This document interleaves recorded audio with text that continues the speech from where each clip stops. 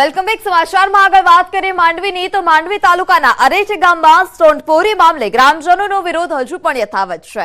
ગામમાં આવેલી 5 stone quarry બંધ કરવા સ્થાનિકોની માંગ છે. રાજ્યમંત્રી કુંવરજી હળપતિએ 15 દિવસ ક્વોરી બંધ રાખવા માટે કરેલા આદેશનું પાલન કરવામાં ન આવતું હોવાનો પણ ગ્રામજનોનો આરોપ છે. 15 દિવસ પહેલા કુંવરજી હળપતિની અધ્યક્ષતામાં તપાસ કમિટી બન્યા બાદ હજુ પણ રિપોર્ટ નથી થયો અને આ સાથે જ રાત્રિના સમયે બેરોકટોક ક્વોરી ચાલતી હોવાનો પણ સ્થાનિકોનો આક્ષેપ છે. રોષે ભરાયેલા લોકોએ ગ્રામસભા બોલાવી હતી અને ઉગ્ર લડત ચલાવવાની રણનીતિ ઘડી વિવિધ પ્રકારના ઠરાવો પણ કર્યા હતા. આ સાથે જ યોગ્ય તપાસ અને જો કાર્યવાહી નહીં થાય તો ચૂંટણી બહિષ્કારની પણ ચીમકી ઉચ્ચારી હતી. અને આ લડાઈ જો આ સમિતિએ સરખી તપાસ નહીં કરી અને સાચી તપાસ નહીં કરી અને ક્વારી બંધ કરવાનો નિર્ણય નહીં લીધો તો અમારી આ લડત જે એકતા સમિતિ દ્વારા આખું ગામ એક થયું છે એ લડત ચાલુ રહેશે. અને જો યોગ્ય નિર્ણય ન આવ્યો તો આગામી લોકસભાની ચૂંટણીનો આખું ગામ બહિષ્કાર કરવાની પૂરી તૈયારી કરી લીધી છે. તે હજુ સુધી તપાસ સમિતિ આવી નથી અને વચ્ચે પણ કીધું હતું કે તપાસ સમિતિ આવશે એમ, પણ તપાસ સમિતિ આવી નથી અને એ લોકો રાતના પણ બ્લાસ્ટિંગ કરે છે અને રાત દિવસ એ લોકો કસર પણ એ લોકોની હજુ ચાલુ જ છે. અને રાતના પણ અમે અડધી રાતે ત્યાં પોલીસને લઈને ગયા હતા અને વિડીયો સાથે અમે પ્રૂફ કર્યું છે કે એ લોકોએ હજુ સુધી બંધ કર્યું જ નથી. એ લોકોએ અમારી એક જ માંગ છે, જો કુંવારીઓ બંધ નહીં થાય તો અમે આવતા દિવસોમાં લોકસભાની ચૂંટણીનો પક્ષપાત છોડીને ગામના તમામ લોકો લોકસભા ચૂંટણીનો બહિષ્કાર કરવાના છીએ. અમારે સત્વરે રિપોર્ટ જોઈએ અને લોકસભાની ચૂંટણીનો અમે બહિષ્કાર જ કરીશું. તો રાજ્યમંત્રીએ બનાવેલી તપાસ ટીમ 15 દિવસ બાદ ગામમાં પહોંચી અને ક્વોરીને લઈ તપાસ શરૂ કરી હતી. ક્વોરીની ડેપ્થ સહિતની બાબતોની ચકાસણી કરવામાં આવી. આ સાથે જ લોકોના આરોગ્ય પર અસરને લઈ પણ તપાસ હાથ ધરવામાં આવી હતી. ટીમના અધિકારીઓ તપાસ રિપોર્ટ કલેક્ટરને સબમિટ કરશે અને ત્યારબાદ સ્ટોન ક્વોરી અંગે નિર્ણય લેવાશે. અને જે કામગીરીનો હુકમ કરવામાં આવેલ હતો એને અનુસંધાને થઈને આજે સ્થળ તપાસણી કરવામાં આવી રહી છે અને 2 થી 3 દિવસોમાં સંપૂર્ણપણે જે રિપોર્ટ બનાવવામાં આવશે એ મેં કલેક્ટર સાહેબને સબમિટ કરવામાં આવશે અને એના અનુસંધાને આગળની કાર્યવાહી થશે.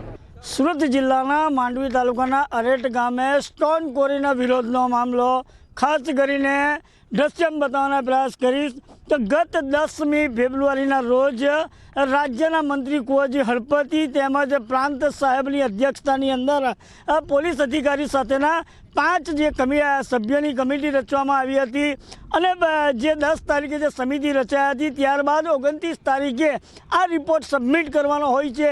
પરંતુ વહીવટીતંત્રની ઢીલી નીતિના કારણસર ગામજનોમાં પણ વિરોધ જોવા મળી રહ્યો હતો અને આજ રોજ 29 તારીખે રિપોર્ટ જ્યારે સબમિટ કરવાનો હોય છે એ જ દિવસે ઉચ્ચ અધિકારીની જે કમિટીની રચના થઈ હતી એ આજે ઘટના સ્થળે પહોંચી અને દ્રશ્યમાં જોઈ શકો છો કે આ સ્ટોન ક્વોરી જે ચાલી રહી છે તેની અંદર માપણી કરવામાં આવી રહી છે અને ત્યારબાદ હજુ પણ બીજી 4 સ્ટોન ક્વોરી છે તેની પણ માપણી થશે. ત્યારબાદ રિપોર્ટ સબમિટ થશે એટલે કે 29 તારીખથી લઈને આ 4 તારીખ સુધીમાં પણ શક્યતા હોઈ શકે કે રિપોર્ટ સબમિટ થાય ત્યાર પછી જ સત્ય ઘટના ખબર પડશે કે આ સ્ટોન ક્વોરી ચાલુ રહેશે કે બંધ, કે ગામજનોનો ઉકળતો ચરો શાંત પડશે કે ઉકળશે.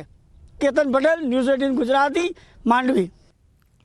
અરવલ્લીના ભિલોડા તાલુકાના નાપડાટોડા પ્રાથમિક શાળાના મધ્યાહન ભોજનનું અનાજ દૂધ સંજીવની યોજનાના ટેમ્પામાંથી ઝડપાયું છે. શાળાના મધ્યાહન ભોજનના ઓરડામાંથી મધ્યાહન ભોજનના અનાજના 3 કટ્ટા ટેમ્પોમાં નાખી લઈ જતા શાળાના ગેટ આગળ જ ગામ લોકો દ્વારા તેની વોચ ગોઠવવામાં આવી હતી. ટેમ્પો ચાલકને અનાજનો જથ્થો ટેમ્પામાં ભરતા રંગે હાથે ઝડપી પાડ્યો.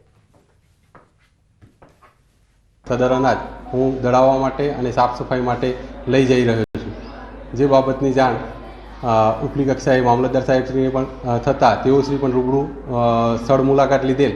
ખરેખર જથ્થો સાફ સફાઈ માટે લઈ જતા હોવાનું જાણવા મળેલ છે, પરંતુ લીગલ જોગવાઈ મુજબ જથ્થો બહાર લઈ જવા માટે અગાઉથી પરમિશન લેવાની રહેતી હોય છે, જે તેઓ દ્વારા લેવામાં આવેલ નથી અને બહારથી જથ્થો મળેલો હોય તેમની સામે કાયદેસરની કાર્યવાહી કરવામાં આવનાર છે.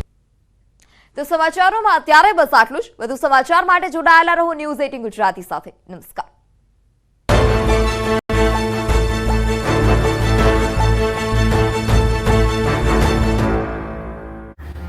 કોંગ્રેસ ભારત જોડો યાત્રાને લઈ એક્શન મોડમાં જોવા મળી. પ્રદેશ કોંગ્રેસ પ્રભારી મુકુલ વાસનિક ગુજરાત પ્રવાસે આવ્યા અને રાહુલ ગાંધીની ભારત જોડો યાત્રાની તૈયારી કરી. અમદાવાદમાં સર્કિટ હાઉસમાં મળેલી બેઠકમાં ભારત જોડો ન્યાય યાત્રાની જવાબદારી સોંપવામાં આવી. મનીષ દોશી, રોહન ગુપ્તા સહિતના કોંગ્રેસના મીડિયા સેલના સભ્યો સાથે બેઠક યોજીને યાત્રાના રૂટ સહિતની બાબતો પર ચર્ચા થઈ અને યાત્રા અંતર્ગત જવાબદારી સોંપાઈ. લોકસભા ચૂંટણી પહેલા કોંગ્રેસમાં કકળાટ યથાવત છે. દાહોદમાં શહેર કોંગ્રેસ પ્રમુખે રાજીનામું ધરી દેતા ખળભળાટ મચી ગયો. છેલ્લા 2 વર્ષથી શહેર કોંગ્રેસ પ્રમુખ રહેલા ઈશ્વર પરમારે અંદરોઅંદર ડખાને કારણે રાજીનામું આપી દીધું. જૂથ દ્વારા વારંવાર વિરોધ થતો હોવાથી રાજીનામું આપ્યું હોવાનું ઈશ્વર પરમારે જણાવ્યું. ફાટક પર અંડરપાસ બનાવવાની ઉગ્ર માંગ સાથે પાટણમાં રહીશોએ ચૂંટણી બહિષ્કારની ચીમકી ઉચ્ચારી. ખાલશાપીર વિસ્તારમાં આવેલા ફાટક મુદ્દે સોસાયટીના રહીશો એકઠા થયા અને અંડરપાસ બનાવવાની ઉગ્ર માંગ કરી. જો અંડરપાસ નહીં બને તો આગામી લોકસભા ચૂંટણીનો બહિષ્કાર કરવાની પણ ચીમકી આપી.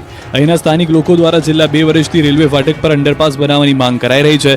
તેમ છતાં તંત્ર દ્વારા કોઈ પગલાં લેવાતા નથી. આખરે કંટાળીના આ વિસ્તારની 7 સોસાયટીના રહીશો એકઠા થયા અને ફાટક પાસે અંડરપાસ બનાવવાની માંગ સાથે ચૂંટણી બહિષ્કારના બેનરો માર્યા. લોકસભા ચૂંટણીમાં કોઈ પણ રાજકીય પક્ષે વોટ માંગવા આવવું નહીં એવા બેનરો મારીને વિરોધ નોંધાવ્યો. સ્થાનિકોનું કહેવું છે કે અહીં અંડરબ્રિજ ન હોવાથી તેઓને 3 કિલોમીટર ફરીને જવાની ફરજ પડે છે. એક તરફ બદલાતું વાતાવરણ અને બીજી તરફ પાકમાં સુકારો. સાબરકાંઠા પંથકના ખેડૂતો માટે પડતા પર પાટું સમાન ઘાટ ઘડાયો છે. ઈડર વિસ્તારના ખેડૂતોએ વાવેલા મકાઈના પાકમાં સુકારો આવતા ખેડૂતોની ચિંતા વધી છે. મકાઈના પાકમાં અચાનક જ સુકારો આવી જતા રોષે ભરાયેલા ખેડૂતો એકત્ર થયા અને બિયારણની કંપની સામે વિરોધનો વંટોળ ઊભો કર્યો હતો. ખેડૂતોએ કંપનીના એજન્ટોને મકાઈમાં થયેલી તકલીફ બાબતે જાણ કરી હતી. છતાં છેલ્લી ઘડી સુધી કંપનીએ કોઈપણ પ્રકારની મુલાકાત ન લેતા ખેડૂતો આવેદનપત્ર આપવા કચેરીએ પહોંચ્યા હતા. ઈડર પ્રાંત કચેરીએ વિવિધ સૂત્રોચ્ચાર સાથે ખેડૂતોએ આવેદનપત્ર આપી આગામી સમયમાં ઉગ્ર આંદોલનની ચીમકી ઉચ્ચારી છે. જો ન્યાય ન મળે તો ગુજરાતભરમાં ખાનગી કંપનીઓ સામે આંદોલન શરૂ કરવાની ખેડૂતોએ તૈયારીઓ બતાવી હતી. એક તરફ ખેડૂતોને મકાઈનો પાક નિષ્ફળ જવાથી લાખો રૂપિયાનું નુકસાન થાય છે તો બીજી તરફ ભારતીય કિસાન સંઘ દ્વારા પણ આ મામલે ખાનગી કંપનીઓ સામે લડી લેવાની તૈયારીઓ શરૂ કરાઈ છે. સાબરકાંઠા જિલ્લા ભારતીય કિસાન સંઘ દ્વારા આ મામલે આગામી સમયમાં ઉગ્ર આંદોલનની ચીમકી આપવામાં આવી. ખેડૂતો દ્વારા શિયાળુ પાકનું વાવેતર કરવામાં આવ્યું છે અને પાક તૈયાર થાય તે પહેલા એ જ કંપનીનું બિયારણ ફેલ થતા મોટાભાગનો પાક સુકાઈ ગયો છે. મૃતક વ્યક્તિના નામે મોટરસાયકલ ખરીદી અને આરસી બુક પોસ્ટ મારફતે મૃતકના ઘરે પણ આવી. આ ચોંકાવનારી ઘટના બની છે ડીસામાં. ડીસા શહેરના રિજમેન્ટ વિસ્તારમાં રહેતા પ્રકાશ ઠાકોરનું 23 ડિસેમ્બર 2023ના રોજ લાંબી બીમારી બાદ અવસાન થયું. સ્વર્ગવાસ થયાને લગભગ 2 માસ જેટલો સમય વીતી ગયા બાદ 26 ફેબ્રુઆરીએ તેમના ઘરે મોટરસાયકલની આરસી બુક આવી. લોન મારફત ખરીદેલા મોટરસાયકલની આરસી બુક આવતા તેઓના પરિવારજનો પણ ચોંકી ઉઠ્યા.